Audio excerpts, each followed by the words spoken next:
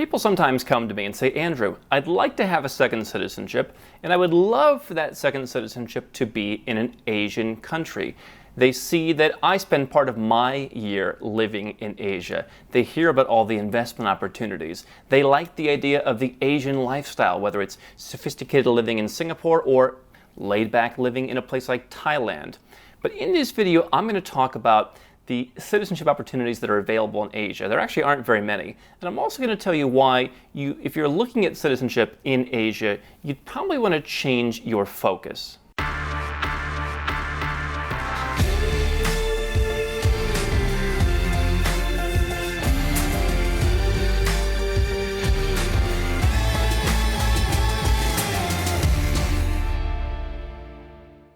Hey guys, I'm Andrew Henderson, and if you'd like to learn how Nomad Capitalist helps folks like you, 7- and 8-figure entrepreneurs, legally reduce their taxes and grow their freedom through things like second passports and other offshore strategies, go to nomadcapitalist.com and learn more.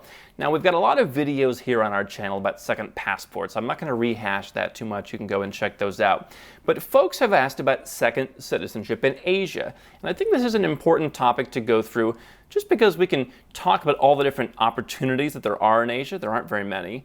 But also change the perspective that we're looking at when it comes to second citizenship. I think a lot of folks look at second citizenship as a place where they can go and live, or they look at it as a place where they can go and invest. And there's some logic to that, but let's go through the list and then I'll tell you my thoughts on this. So Asia obviously has lots of different parts to it. You've got Southwest Asia and the Gulf. A lot of folks don't think of that as Asia per se. They think of Asia as China, Japan, what have you. But of course, the Gulf, the Middle East, Southwest Asia is part of Asia. Not many opportunities there. Not many countries there offer dual citizenship. Obviously, the UAE, for example, it's more of a cultural thing, really, than even a citizenship. So you can't become a citizen there. You can live there, but you won't become a citizen. And in that region, you've got some of the only passports in the world that I personally wouldn't take, even if you gave them to me for free. Now, Central Asia. Interesting. I think it'll be a place to watch some of the countries for investment. Interesting up-and-coming tourist destination. Some of those countries still don't do dual citizenship. Not a lot of value add unless you're a passport collector and it's your 5th passport or something. So Central Asia, probably not a great fit. South Asia, also difficult. Some passports that have some real challenges associated with them. India, Sri Lanka, Bangladesh, just not very good passports. There's a rumor that you can get a Bangladesh passport, Bangladeshi citizenship, if you invest $3 million in the country. So if you're opening a t-shirt factory or something, maybe you look into that. But passports that I might not want either. You go to East Asia, very difficult countries to become a citizen, including China, which may be the only country in the world that's like totally no excuses, no exceptions whatsoever, does not allow dual citizenship. You're just not going to get it. Japan, not super immigration friendly. Again, you can live there, but even that, there's tax consequences. You've got a few in this part of the world that have some potential. I'll talk about that in a moment. And lastly, you have Southeast Asia, the ASEAN community. Again, difficult. Some of them don't allow dual citizenship. Very difficult to naturalize. And outside of Malaysia and Singapore, most of the passports aren't that good. So, a couple opportunities that stand out to me in Asia.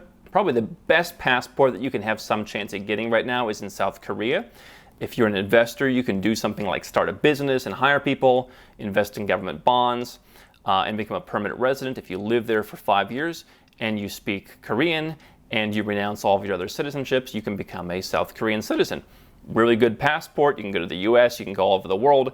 There are some restrictions on you, and that's something that's somewhat common with some of these Asian citizenships, where there's a number of countries you just can't go to. You probably weren't super stoked about visiting those countries in the first place. I mean, Libya, anyone?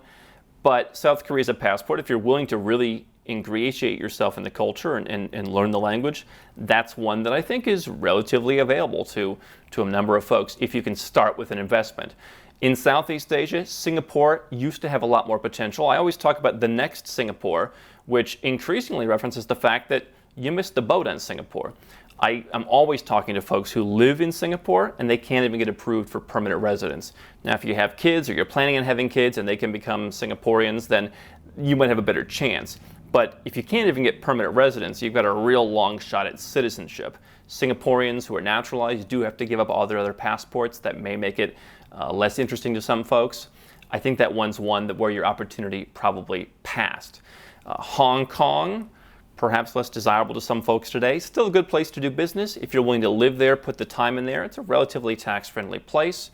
But again, there's this weird limbo where you've got to renounce your other citizenship. They won't give you a Hong Kong passport, a Hong Kong SAR passport. If you don't have another citizenship, there's always interesting stories that I hear when I'm talking to folks in Hong Kong or hearing some of the gossip about people who are looking for that Hong Kong passport. And by the way, it's technically a Chinese citizenship. There's no real such thing as Hong Kong citizenship. So that may be less desirable to some folks as time goes on. Okay. Some of the more far-flung options, Cambodia, there's always been this kind of interesting, nebulous donation option. You're giving money to the treasury and the king is signing off and who knows exactly what's happening. The latest figures on that is they want $250,000 donation, which doesn't really make any sense to me, okay? And so there are other options that may apply to certain people. If you have Indian ancestry, there are programs where you can get like an Indian travel document, or at least the ability to live in India. Certainly Israel, in West Asia, if you're Jewish, you can go and become Israeli. That's probably, for people who are Jewish or want to become Jewish, probably the easiest one out of all of these. But the Cambodia piece kind of brings me to why I wanted to talk about this. Because really the one benefit of a Cambodian citizenship would be being able to buy any kind of real estate in Cambodia. And that may be the benefit of some of these other holding some of these other citizenships. I mean, in places like Uzbekistan, for example, which I think is a market to watch. I'm not saying I'm buying there yet, but I'm watching it. And in Uzbekistan, foreigners can buy real estate, but there are conditions. That's a very common thing in Asia, a lot of restrictions. You can't buy land as a foreigner, that kind of thing. And so a Cambodian citizenship, they raised the price up, and they always charged certain nationalities more. Like Chinese citizens had to pay more because they figured they wanted to come and buy up all of the land, and they wanted to kind of put a firewall from that happening by charging more for the citizenship for folks that they thought would be an issue.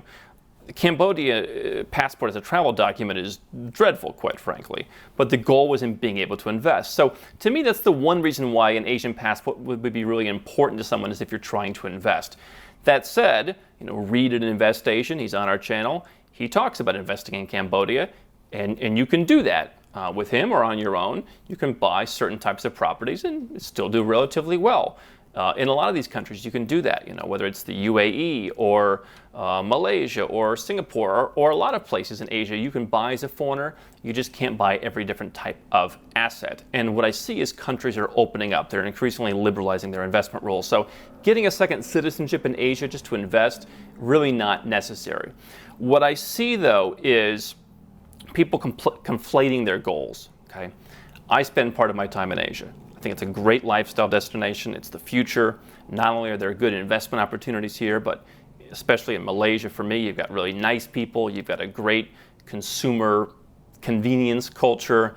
You're within spitting distance of a lot of interesting places to go in the world and a lot of business opportunities.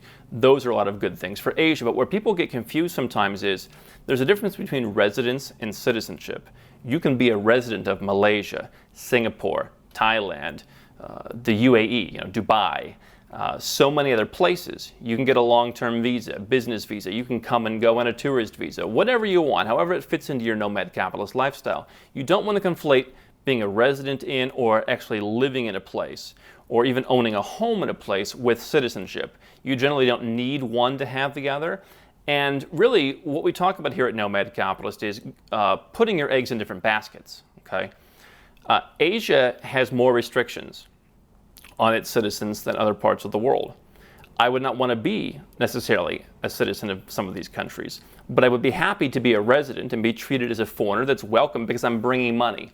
And what's interesting about Asia as a region is Asia prioritizes wealth. They want people to come with wealth. If you look at some of the residence programs, whether it's South Korea, Malaysia, Thailand permanent residence, the Singapore Global Investor Program, the UAE investor programs, etc. These are programs where they really prioritize wealth. You look at Latin America, they often prioritize, do you have income, do you have a pension, can you support yourself? That's what interests them. Some European programs too. In Asia, it's show us your bank statements. Do you have X amount of money? Can you deposit X amount of money in the bank? Or can you buy a property worth this amount of money? There are options like in the UAE for starting a company and that kind of thing, but they're often not the easiest options, whereas those might be easier for Europe, and just showing an income could be easier for Latin America. In Asia, the easiest way to come and live here and become a resident is wealth, okay? And so if you're a wealthy person, come and take advantage of the numerous tax-friendly countries in Asia. Come and enjoy the weather, the people, the culture, the ability to live here. But citizenship to me just doesn't make sense in most Asian countries. I've given you a couple exceptions that might apply to a small number of people. For most folks, I would look at Asia as a potential investment, lifestyle, and tax destination. I would look elsewhere for my second passport.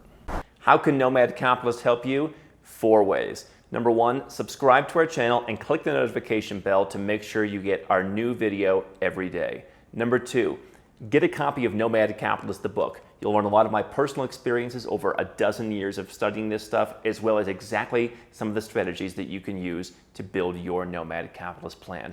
Number 3, if you're not sure where to start, but you want to come and learn from my team and I, you want to come and mingle with like-minded people, learn more about our live conference, Nomad Capitalist Live. It's coming up soon. And number 4, if you want some help right now because you've got a burning issue, you need something solved, you want to lower your taxes, get a second passport, or build the Nomad Capitalist lifestyle of your dreams, go to nomadcapitalist.com and click on Become a Client.